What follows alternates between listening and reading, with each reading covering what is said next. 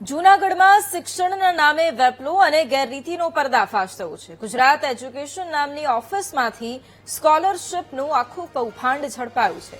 વિદ્યાર્થીઓને મળતી સ્કોલરશીપના નાણાંની ઉચાપત કરવાનો સંચાલક સામે આરોપ છે। પોલીસે આરોપી સંચાલક દર્શન મેસવાણિયા સામે કાર્યવાહી કરી છે। વિદ્યાર્થીઓના નામે બોગસ બેંક ખાતા ખોલાવ્યા હોવાનો ખુલાસો થયો છે। સરકાર તરફથી વિદ્યાર્થીઓને મળતી સ્કોલરશીપના 11 લાખ બારોબાર ખંખેરી લીધા। સ્કોલરશીપની રકમ વિદ્યાર્થીઓની જાણ બહાર ઉપાડી લેતો હતો આરોપી ખોટા દસ્તાવેજોના આધારે વિદ્યાર્થીઓના સ્કોલરશીપ ફોર્મ ભરાવતો અને મોબાઈલ પર આવતા ઓટીપી મેળવી સ્કોલરશીપની રકમ મંજૂર કરાવતો। સરકાર તરફથી વિદ્યાર્થીઓના ખાતામાં સ્કોલરશીપની જે રકમ જમા થતી તે રકમ આરોપી પોતાની પાસે રાખેલા એટીએમ કાર્ડ અને બેંકેટ વડે વિદ્યાર્થીઓની સંમતિ કે જાણ બહાર ઉપાડી લેતો હતો।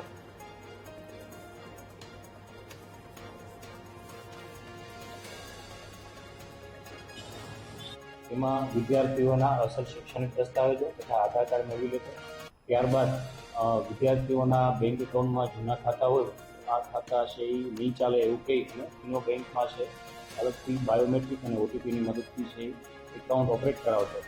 ત્યારબાદ બેંક એકાઉન્ટમાં વિદ્યાર્થીઓને સ્કોલરશીપના જે ફોર્મ ભર્યા હોય તેના આધારે જે સ્કોલરશીપ જમા થતી તે જે બેંકની કીટ છે તે તમામ પોતાની ગુજરાત એજ્યુકેશન નામની જે ઓફિસ છે તે રાખતો હોય અને વિદ્યાર્થીઓ પાસે ઓટીપી મેળવી અને આ સ્કોલરશીપની રકમમાંથી કુલ 21 વિદ્યાર્થીઓના જે ખાતા ખોલેલા અને તેમની સ્કોલરશીપના નામે 24,44,000 જેવી રકમ જમા થયેલી, જે પૈકી આરોપીએ 11 લાખ રૂપિયા છે એ બારોબાર ઉપાડી લીધેલા અને આ સરકારી નાણાંની જે